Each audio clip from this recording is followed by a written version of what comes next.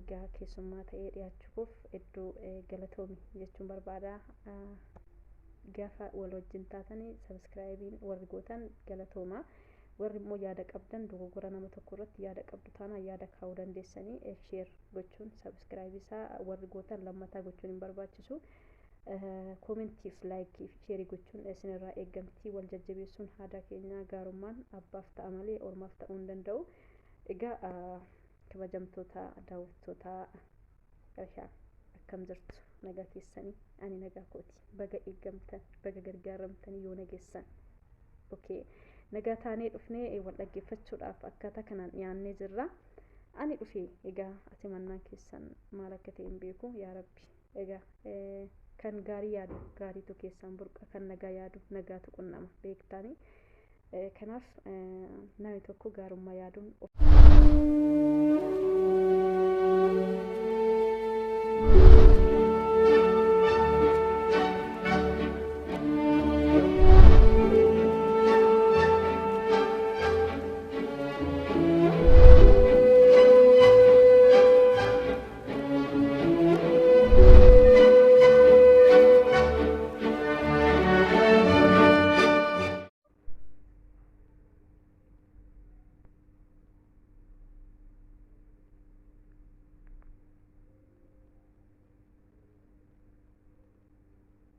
Hi, how are you? Family for Russia channel, how are you doing? What are you this time? How you are job? You are healthy? How much you are control or with the Russia channel family? How you are help? How you are subscribe channel for Russia channel? Or how much you are comment, like, share? How you are helped? I'm fine, thank you for Jesus. So I come from Russia channel. I'm guest today. So what I go to speaking? I go to speaking a little about myself. Okay, my name is Meti. I live in Jordan, in Amman capital. This time. So where are you born? So where are you live? Where are you? What you are culture of capital? My culture is in Ethiopia, Ambo. This culture is named Hambo in Ethiopia. But this time I live in Amman, Jordan, in Amman capital. This name is Amman. So okay, you are understanding my national is Ethiopia. So, but my language is Afan Oromo. How much is people is speaking Afan Oromo language? This is people is too much. Maybe I think this before 15 million. No, this is long time. It's more. I think maybe 100 million more than, because too much people before is long time. Who control this one? More than too much. I go to speaking my language Afan Oromo. I go to teaching Afan Oromo. How you are go to want speaking Afan Oromo? How you are like Afan Oromo? How you go to doing Afan Oromo? My language is Afan Oromo. Wow, go to change in English speaking, but I like too much speaking English language. Wow, English language is for all of them people go to speaking, but my language. So maybe I go to speaking third language. So a little Amharic. That inside Ethiopia too much language. I think maybe 9 more than language, but I can speaking very nice English in Afan Oromo. Number 3 is Amharic, because we are go to speaking environment, go to speaking Amharic little, because we are go to Hinambo. Oromo too much people environment, all of them are Oromo speaking. Go to language. So I I can speaking Afan Oromo. Number two is Amharic in Ethiopia.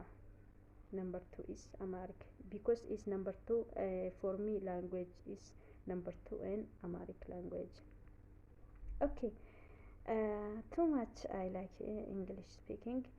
You are what you are go to speaking. You are like maybe you are so like me. I don't know. Thank you, my friends. Or Russia China family. I'm guest. Thank you, Russia China family. With you are healthy. With me you are control because you are healthy. You are fine. You go to listen. What do you say for God? Thank you, God, because you healthy. When you are healthy, you are job. You go to change role. You are live life. You don't health. You don't go to job. Yeah. For what you for this one? You for you go to speaking. Thank you for God. Yeah. You say thank you for God. You health. You are listening. You are speaking. You are job. You are running. You are everything. Yeah. Okay. Uh, what when you are leave from land today I go to speaking Elton this after I go to change my language Afan Oromo but I go to speaking Elton English language Elton so what you are go to leave when you are leave from land what do you go to do? Okay, so exactly I go to do when I am leave from land I go to help people. When people thirsty, when people hungry, no, hungry is another one. Angry. When people go to eat food, when people go to want food, I go to help give food. When half eat, you go to give half. Go very happy for you. When you go to people thirsty, give water. No problem. This help my life when I live here. I go to help people everything. Give it no problem. You don't maybe you go to die tomorrow. You go to die after this time. You go to die after before. I don't know this one, but we go to make good after. For we are very nice because you go to help people. Everything go to give help people. This one God like for you. My life. So my life is very beautiful when I give a my I am clean in my mind every time go to put is good everything nice my God control me because my God is today with me tomorrow with me every time with me my God we go to put what we are mind how much bad how much good we go to put it good and the bad you don't go to put bad anything bad is for bad bird is for tomorrow you go to burning but go to you are put everything you very you are mind go to bad everything tomorrow you go to burning you don't have rest please don't make haram don't make bad is for nothing bad is for you tomorrow you go to burning why you go to make bad you don't speaking for people but you go to give anything bad for people why how how you go to live from here how you go to live from land please don't make bad people help people go to see why you go to make people go to kill go to make die go to put my your mind is bad what this are you crazy why you are going not like this one please you don't go to make bad okay exactly I make today exactly I make today another people with me come I go to give anything what go to people die what go to people sick, what go to people anything, go to people go to die, anything I give people it die. After where I go to live, where when I die, where I go to, who give for me rest? Nothing. I'm tomorrow go to burning. Yeah, but it's like this. Anyone people don't make bad good, you go to say please, this is very bad, don't make next time. Say go to speaking for people this one. After people come, it's good for you. For everything people this good. You are good like this. You go to bad make zero. You are mind empty. You don't take go empty mind. Why? You health. You go to health. What do you go to put your mind bad? Why you put your mind inside your mind bad? This is not good. Yes. Of course, for everything you go to make good, of course. So what do you go to, of course? You go to speak, of course, for everything. Maybe you go to, I think, for clothes, for money, for car, or for what, or for beautiful. Beautiful is for today. Just tomorrow, you are face this. Today is your face is maybe like this, clean, good. After tomorrow, maybe you are pain, you are face pain, anything you go to have is ugly. Okay, you don't for beautiful, of course, take care. You don't for money, of course, money is tomorrow. You don't have maybe exactly corona come time. When it's come, why people go to burning money dollar? Money is for nothing. Okay, you go to, of course, for you are good just. Okay, we go to make every time. Of course I am, of course, for good bus because he's with me. Are you okay? So what you go to do, I go to do every time.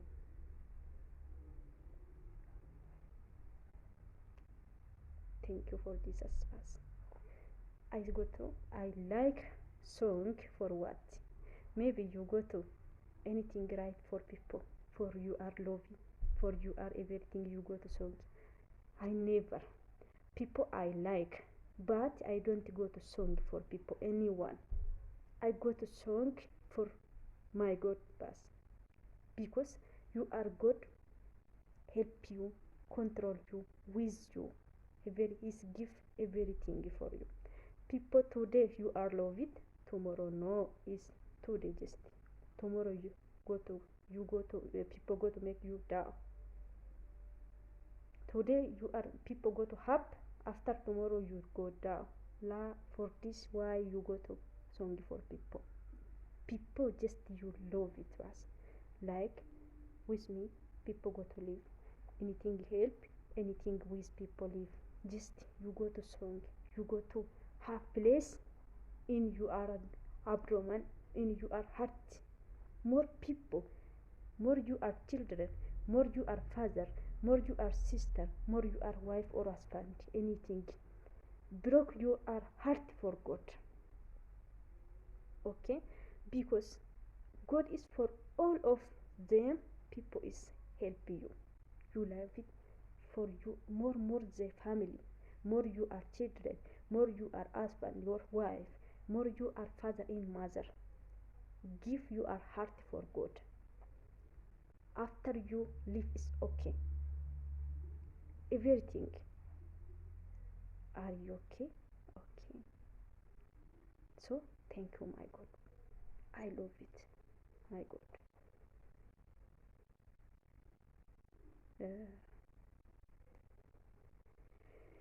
Okay. So go to speaking good, go to people teach good.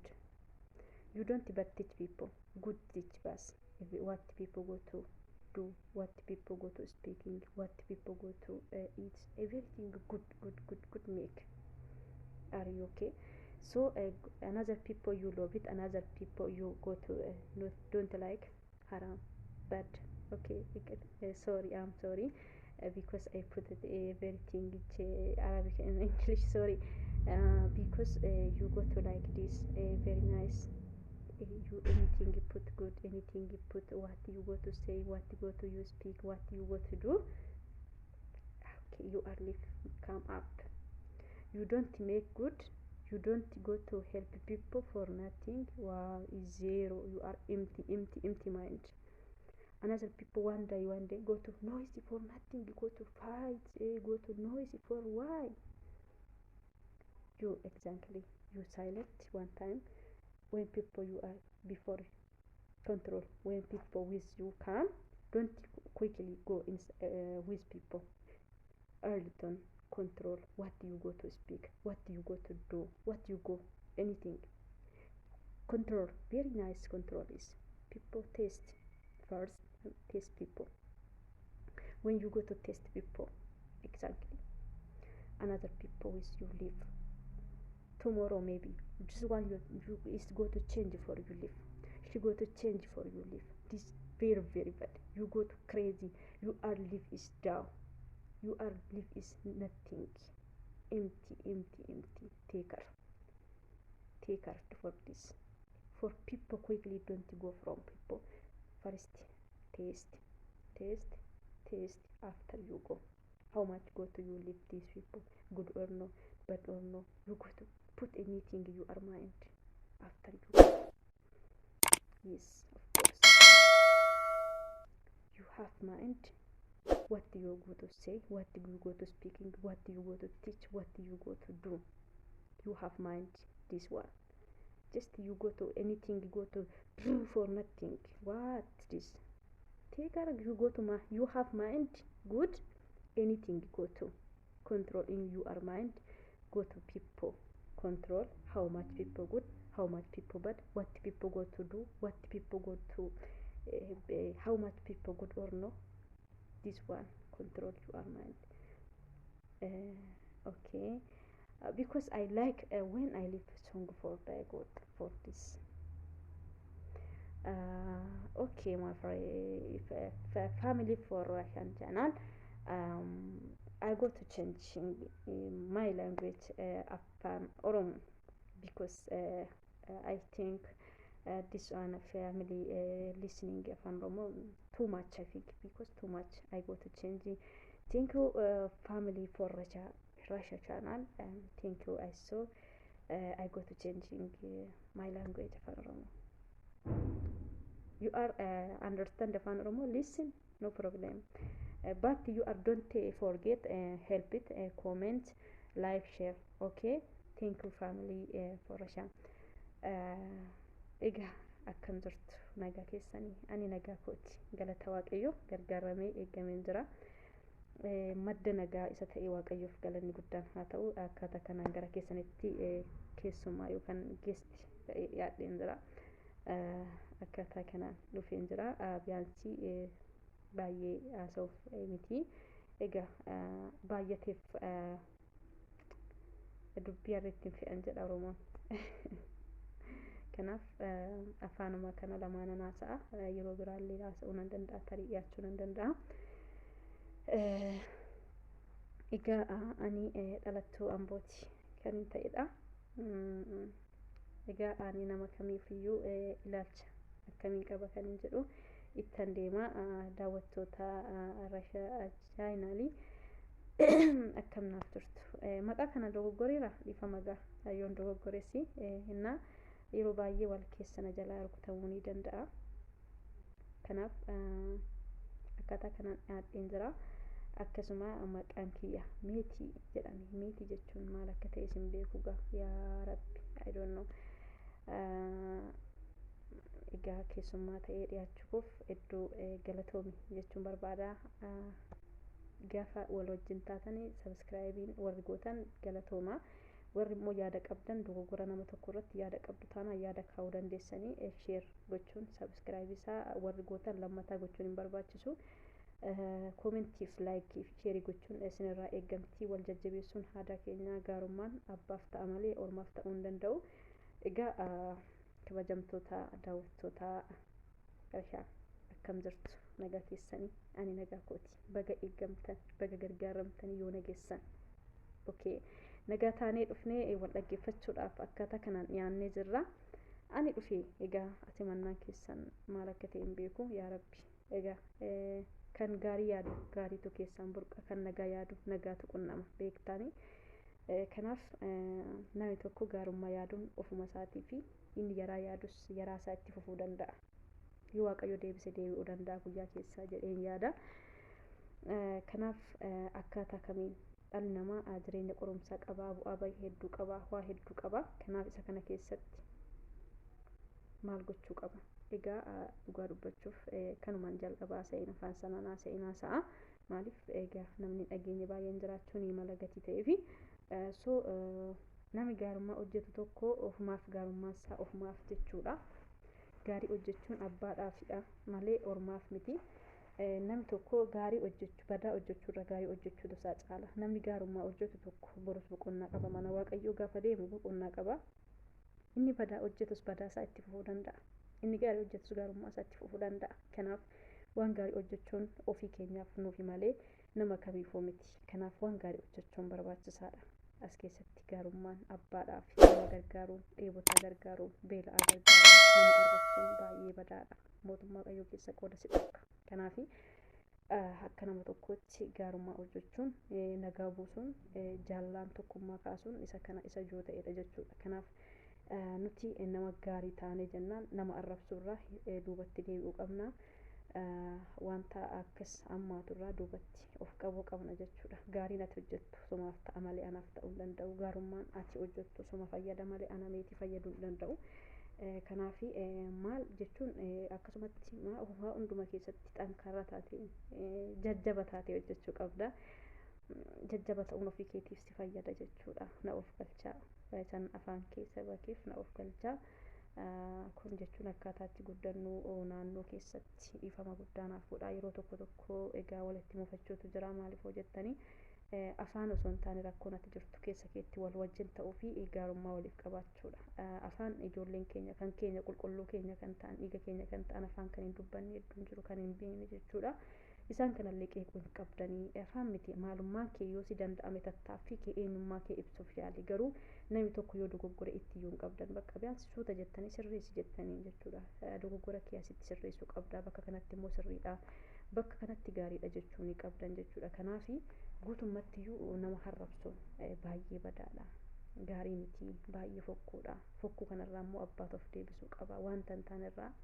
abbaan of deebisuu qaba jedhee yaada kanaaf gaarummaan nuti hojjennu ofii keenyaaf malee namaaf miti egaa waa hunda hojjechuun abbaaf fayyada nama fayyada si fayyada kanaaf iyyuu gaarii ta'e gaarii hojjedhu argame bakka hojjettu hundumatti gaarummaan mul'adhu nama gargaaru keessa gatii guddaa jira nama gargaaru keessa bu'aa hedduu jira ati gaarummaa hojjetta taanaan waan gaarii si qunnamaa beektee kanaaf iyyuu gaarii hojjechuudhaan wal jaallachuun wal kabajuun beektanii oromoo keenya keessa wal gargaaruun hin jirtu wal arrabsuudhaaf gandaa wal qooduudha ani ganda jechuun dhugaa siniin jedha bara kana keessan bare gandummaan maal akka taate jechuudha an ammas keessan qabu sijjammar waaqayyoon nama hundumaaf qixxee dhufee gara biyya lafaa kanaaf ati gosa kanayyuu jechuun hin barbaachisu akka sagalee waaqayyo jedhutti jechuudha eenyumaaf iyyuu ati gosa kanata ati jiraachuu qabda ati badduu qabda kan jettan jirtu biyaansi namni seexanii keessa goree ama hojjisiisa beektanii kanaaf lamaa sana keessa galuu hin qabnu ani karaa mataa kiyyaa eenyuyyuu abaaruun fedhu arraba kee keessa aaboon du'aaf jireenya arraba kee keessa jira kanaaf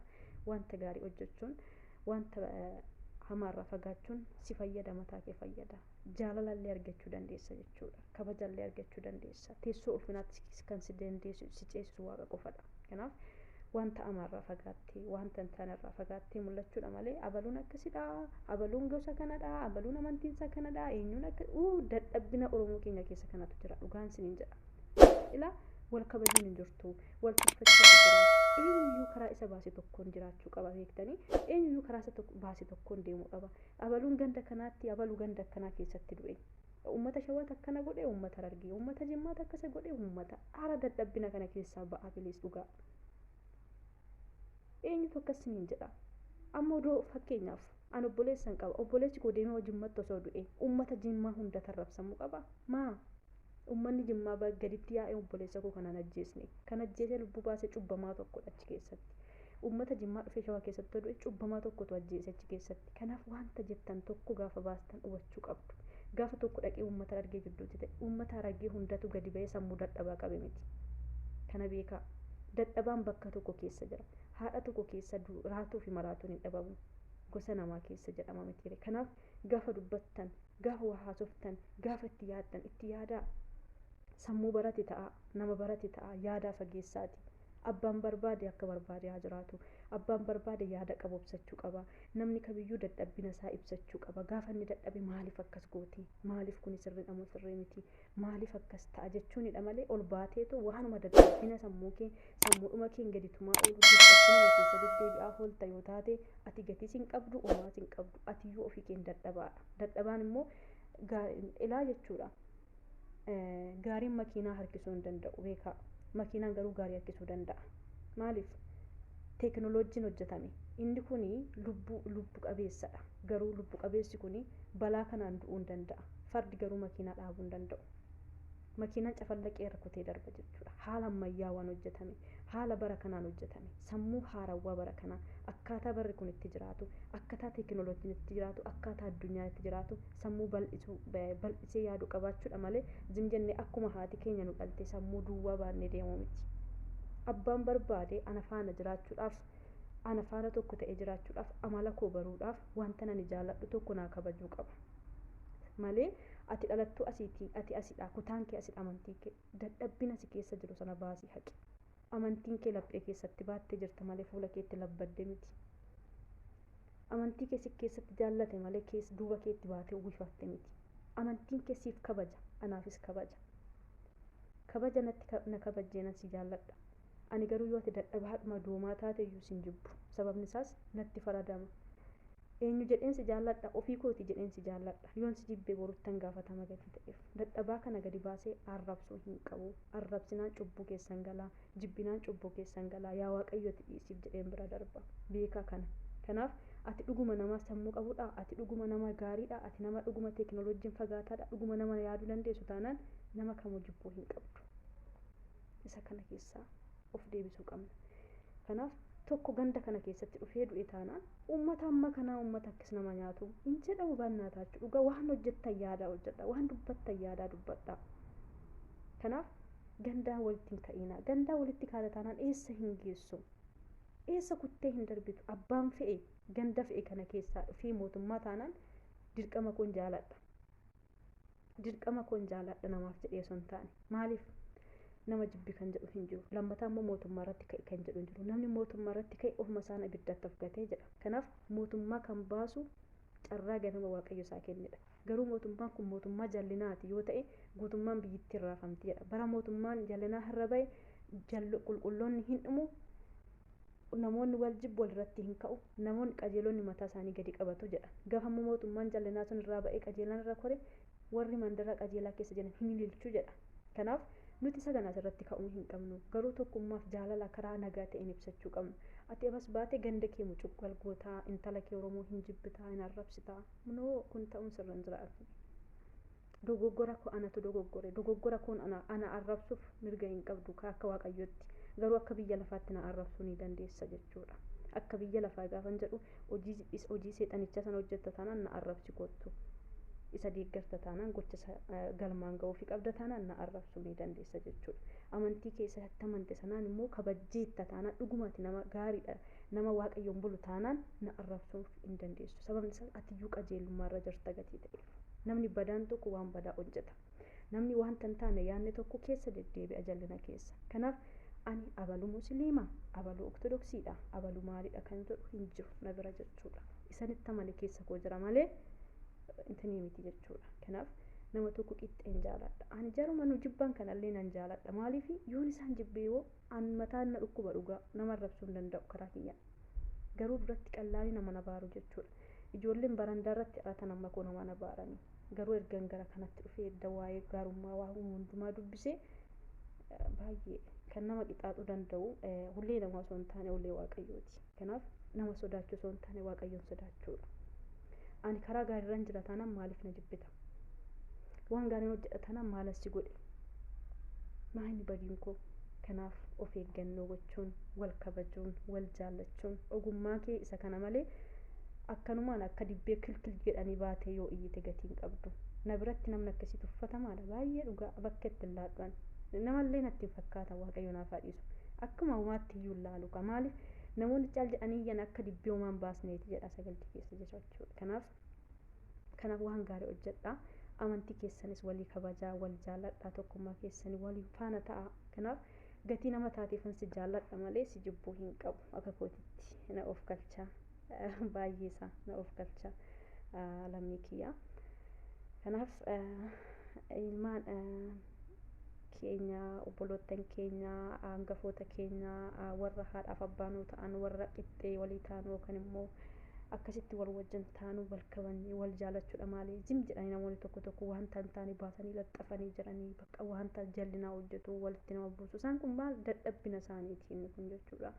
ofii isaaniitti hamaa yaadaa dhaloota hamaatti ta'uuf barbaadu isaan kana immoo namni irrattuu naqqee dhiisuu qaba jechuudha isaan kana keessa qooda fudhachuu hin qabdanii wanta jallinaa yaadinaa ilaa jechuudha ati waan jallinaa keessa kee goota taanaan ammas wanta nama walitti buusu wanta hammaata hojjetta kana keessa qooda hin qabaatinaa beekumsi keessan siniifidha gaafa namni tokko bahee wanti waa'ee amantii jallinaa haasa'u atis faana haasa'in waan kee ofirra jira ofii isaatiin iyyuu ofirraa furuu danda'a ofirratti waan tokko gochuu danda'a akka kee kana ariifataa miti kanaaf baatanii nama arrabsuun tokko yoo baate waan hin taane haasoftee duukaan haasa'inaa dadhabbina nama sanaa dhiisaa laalaa ati waaqa miti nama fooniiti inni ofirra jira waan sun kanaaf abaluu akkas baatee kana goote sana goote maal jettu kaa isheen sun waaqa taatee waaqa gaddiqqeessuu hin dandeessu arrabni immoo aaboon du'aaf jireenya arraba jalaa ba'a arrabni keenya kun koo habiddatti nu gata kanaaf dadhabbina nama tokko abbaan fee waan fee odoo dhiyaan bakka ittiin qabu maaliif nan beeka waan ta'eef hundayyuu jechuudha I don't care about for people kanaaf ani yaada dhuunfaa kiyya ibsachuudha malee karaa tokkoon yoo dandeenye wal gorfannee akkaataa kanaan baanee maaliif akkas goota waliin jechuudha malee akkanumaan baanee iyyuun faayidaan qabu uu jetta taanaan bakka maal sammuu eessa si keessaa dhaqee ol baatee iyyita kanaaf ati dhugumatti beekaadha yookaan gootummaa qabda taanaan gootummaan kee yoo waan qajeelaa yaaddedha yoo karaa qajeelaatti yookaan immoo mirga kee baattee ol karaa nagaatiin baate yookaan immoo ofirratti yoo halmatte malee asiifachi walii rukutaa akaayii boqqolloo fi qamadii osoo walitti goftanii qamadiin hin guggubatte amma boqqolloon sun bishaatutti beekaa guddaaf xiqqaa wal keessa unkuruu jechuudha akkasidha yaada wal keessa fiddanii borciinaa jechuudha kanaaf waan qajeelaa akkamittiin akka deemu qamadiin faana kaa'ama boqqolloonis boqqolloo faana ta'a kana beekuu qabdu waan hunduu isteeppii mataasaa qaba kaataa kanaan otee malee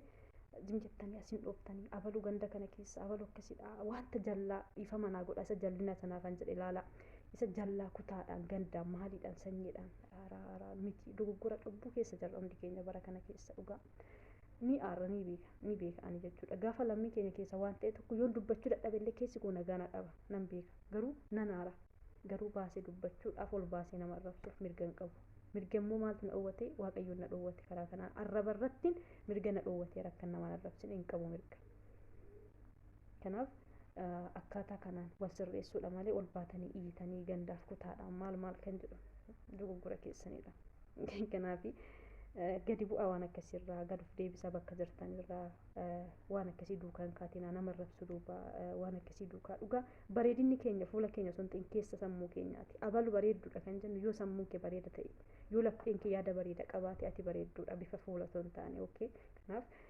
maalummaa keenya kan ibsu isa kanadha safuu aadaa keenya kan cabsu arrabadha jechuudha kanaaf lammii keenya na of galchaa dogoggora koof naa kaa'uu dandeessanii kanaaf baay'een sinan jaaladha sinan kabajaa wal jajjabeessaa wal wajjin ta'a osoo miliyoona jedhamnee jirru miliyoona akkasii 50 sana miti namni 5 tokkummaadhaan hin jiru jaalalaan hin jiru ni beektan kanaaf jaalalli bakka hin jirre immoo yaadayyuu akkasuma waanuma hiyyaa bichaadha sinan jaaladha sinan kabajaa waaqayyo baraaf jireenya keessan haa eebbisuu jechuun barbaada kanaaf ani kutaa wal qoodduu sana jibbiinsa sana keessa kiyyaallee hin qabu nan taazaba garuu yeroo baay'ee waan akkasii iccina jechisiisa nama salachaati jechuudha kanaafan jedhe lammii kiyya dogoggora cubbuu keessaa wal baasaa sinin jechuun fedha baay'ee sinin jaaladha sinin kabajaa anarrammoo waaqayyo isin jaallata. Nagaa keessanaa eeguu bakka jirtanitti wal jajjabeessaa. Subscribe warri gootaniittu lammatan gootanii warri like comment gochuun dagatina wal wajjin ta'a. Tokkummaa fi yaada keessan wal jajjabeessuun amala isiniif haa ta'u. Sinan jaaladha, sinan kabaja. Warri immoo nama arrabsuu barbaadanis rakkoon hin jirtu. Eebbifamaa waaqayyo isinaa eebbisu. Sinan jaaladha akka nama tokkotti. Hanga beekumsa koos hanga wallaalummaa koos naaf jiraadhaan sinin jedha. Turtii gaarii. Sinan jaaladha, sinan kabaja. Waaqayyo isinaa faana haa ta'u. Yaada qabdan immoo kaa'uu dandeessan jechuudha.